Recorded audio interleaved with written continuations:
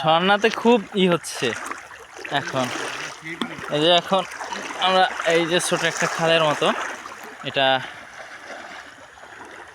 পার হতে হবে, ছোটখাটো। এই যে গভীর নাই, তাই তো? আপনার পিছে পিছে গেলেই তো আমি বুঝতে পারবো যে কি হচ্ছে।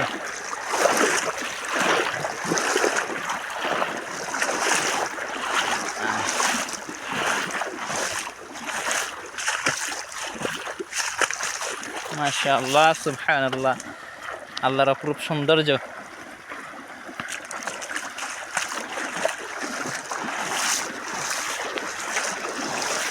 এটা তো 4 সাইড পাহাড়, তাই না ভাই? এই যে 2 পাশটা পাহাড় না?